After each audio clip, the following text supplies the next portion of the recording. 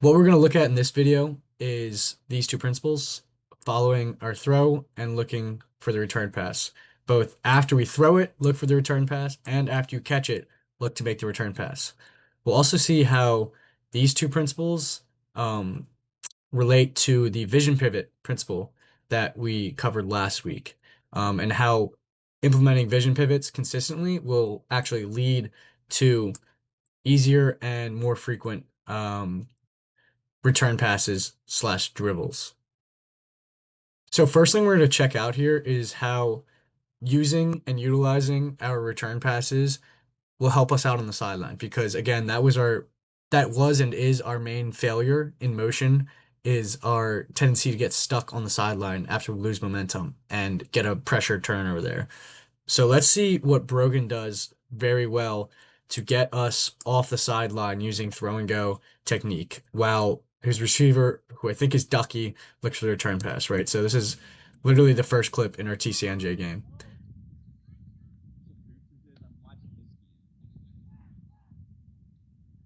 Brogan gets a Ducky and then attacks the center of the field, gets it back, and we can keep flowing to the open space.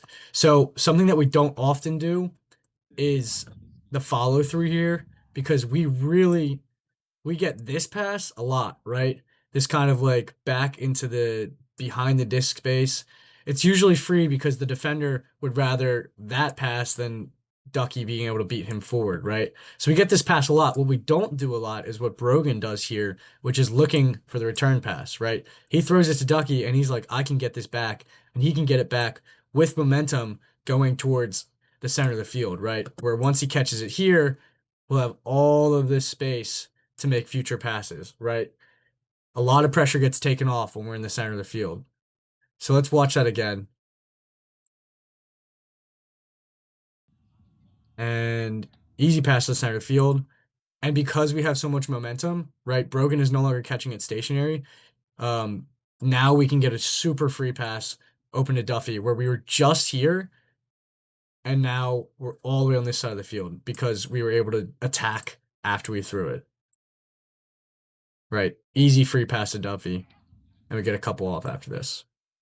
Okay, now we'll take a quick look at another example of how looking for the return passes, both as a thrower and the receiver, will actually preserve our momentum, right? If we are able to get the one pass off, why not continue to get more passes off after that, preserve our momentum, and keep the defense on its heels?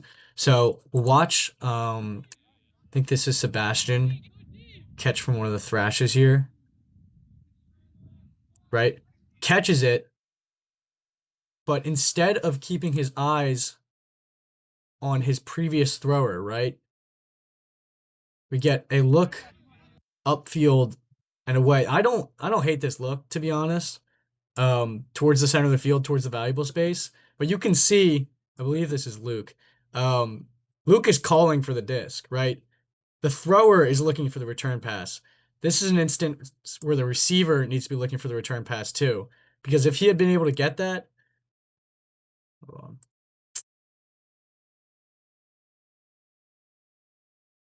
We get another pass.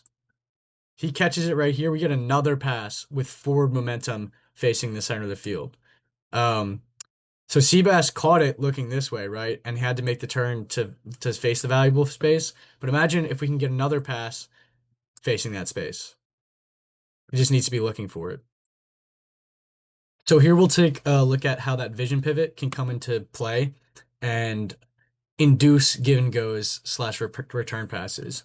Burke takes it in and actually gets. We have really good awareness from both Burke and Gooch here because not only does Burke go for the give and go, like the return pass, but Gooch is aware of it and he's looking to give it back to Burke. Um, you can see here we will throw a turn, which could have been avoided. All right, we'll get this right. Burke throws it and immediately starts accelerating out of his throw to use the advantage he inherently has, right? Because this defender is already out of place by being the mark.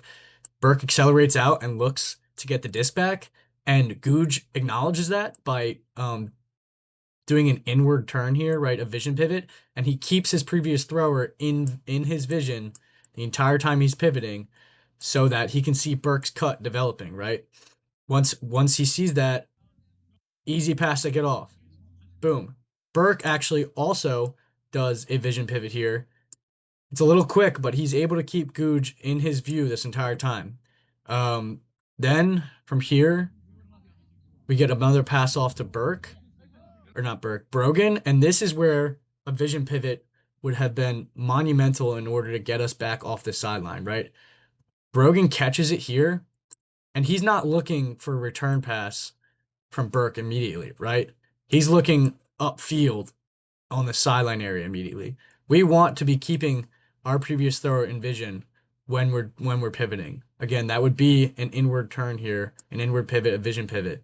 And if Brogan had done that, he would see Burke's cut developing this entire time. Again, Burke is accelerating out of his throws here because he's using the initiative he inherently has, accelerating out of his throws, and he'll be open right here. And this is another great example of us getting it on the sideline. If we had done an inward pivot, a vision pivot, keeping this guy in our vision, we could get it with momentum going away from the sideline, right? Burke can catch it running, and oh my God, everyone's going to be so free because we're now moving with momentum. One other important thing about looking for the return pass initially is that the quicker you do it, the more space the thrower will have to make a move, right? This is right after Burke throws it and Brogan catches it. We can see that Burke has all of this space to work with, even this space, right? But we'll watch as as Brogan looks upfield, Burke's space as his cut develops starts to shrink, right? Even here, you can see when he was back here, he had all of this space. Now he's here, you can see that space has reduced in size. And as we move on, again, his space has shrunk even more, right? As he gets closer to the sideline, his space to catch this disc is shrinking and shrinking and shrinking and shrinking. And finally, when Brogan does try to make that return pass throw, it's much more difficult of a shot to hit because this is our margin of error, right? Instead of being over here and having all of this space to work with. And it gets a hand block trying to squeeze that in, or they get a hand block. Here we have another great example of us using a give and go, both the thrower and the receiver looking for that return pass in order to bounce the disc off the sideline with momentum, right? Bang. Now Connor catches it looking at the entire field. Let's look at that one more time. We have this pass available so much all the time. We just need to be able to use it to get the disc back off the sideline, right? If Connor caught that and just hung around there, we'd be screwed. But Connor catches it, and you can see he's accelerating out of his throw, immediately calling for the return pass. And again, I think it's Ducky is looking for the return pass as well. So we have this throw open a lot, but what we can do from a small backwards pass like this is actually generate momentum towards the center of the field again. And we can literally watch it develop where Connor catches it. And look, now instead of catching a pass here, right, and having only this little area to look at, we're catching it again with our momentum and our field of view facing all of this valuable space. Look for those return passes on any throw off the sideline. This is just a great example of when two people are locked in, both the thrower and the receiver, looking for return passes. It generates dribbles that can get us an extra 20 yards with no defense. So we get the block here. Thrower number one, you can see looking at each other, ready for the return pass. Thrower number two, ready for return pass. Luckily, we catch it. But we gained an extra 10 yards of momentum there, and then all three of the defenders are out of place. And we get another easy centering pass. Okay, finally, an example of how we can use return passes to generate momentum and maintain momentum. We see this a lot. Again, here, Clunder will get it. Connor's actually looking for the return pass there, but we don't have the space for it. Fredo is open, right, in this backspace. This guy does not want Fredo to cut forward, but that's still an advantage to us because if Clunder looks at Fredo here, right, and gets this pass off, again, it's a backwards pass with not a lot of momentum going forwards, but Clunder could very easily, right, pass to Fredo, accelerate out of his throw, and if both of them are looking for the return pass, he's accelerating towards the center of the field, right? And that's much better than holding the disc with no momentum on the sideline. So he can bounce it from Fredo back to himself, right? With momentum towards the center of the field. His field of vision will be a little bit over here, but that's not going to stop him either from bouncing it to Fredo and then getting it right with momentum here towards this side of the field. Again, much better with than no momentum trying to hit a throw here. Like if you're ever having trouble throwing around a mark, the best way to beat it is to not have a mark in the first place. And if Clunder just bounces it off Fredo and gets it back over here, his guy's going to be like an extra 2 feet behind him. No matter what system you're running, you want to maintain momentum, but especially in motion, we need to be looking for the return pass both after we throw it and after we catch it. And just like you saw Burke do a bunch, and Connor as well, accelerate out of your pass. It makes the return pass so much easier. As well as if we're looking for those return passes, we will be vision pivoting. And if we are vision pivoting, we'll be able to see those return passes a lot easier.